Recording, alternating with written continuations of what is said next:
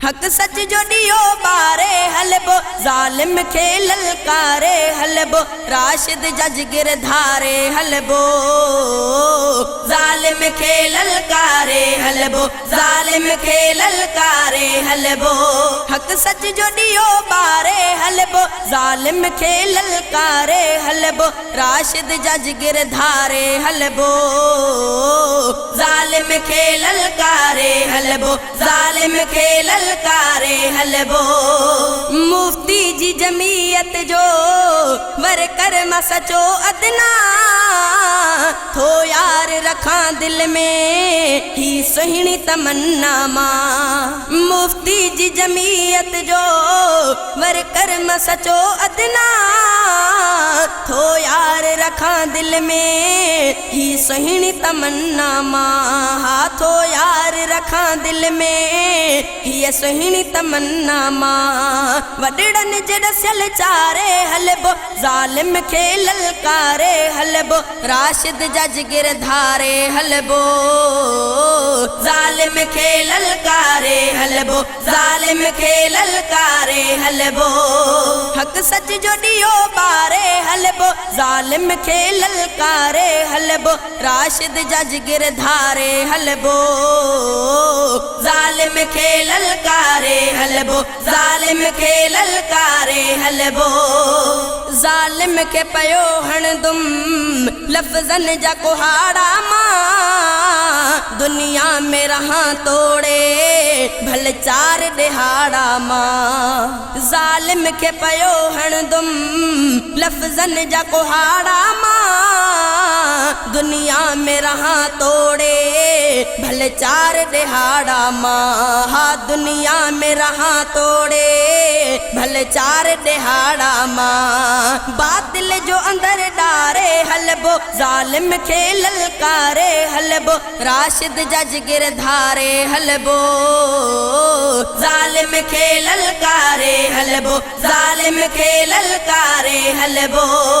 हक सच जो दियो बारे हलबो, जालिम खे ललकारे हलबो, राशिद जज गिरधारे हलबो, जालिम खे ललकारे हलबो, जालिम खे ललकारे हलबो। सब शौक नजायज जा नजरन खां परे रखबा, भल सोन मिले चांदी हर मोड़ ते सच लिखबा।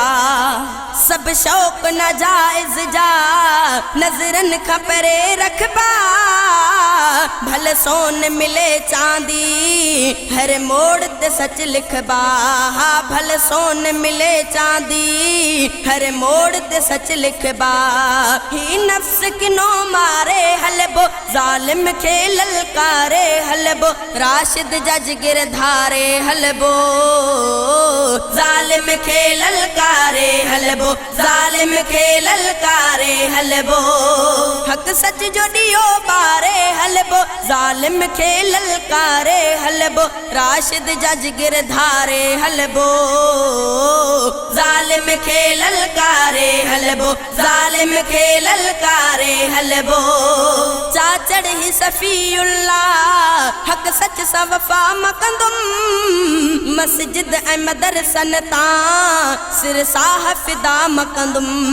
चाचड़ ही सफ़ीउल्लाह हक सच सा वफ़ा मकंदुम, मस्जिद ऐं मदरसन तां सिर साह फिदा मकंदुम।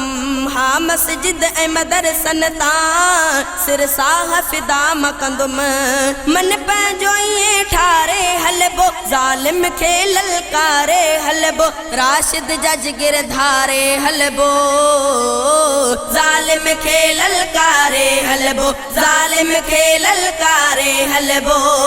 हक सच जो दियो बारे हलबो, जालिम खे ललकारे हलबो, राशिद जज गिरधारे हलबो, जालिम खे ललकारे हलबो, जालिम खे ललकारे हलबो।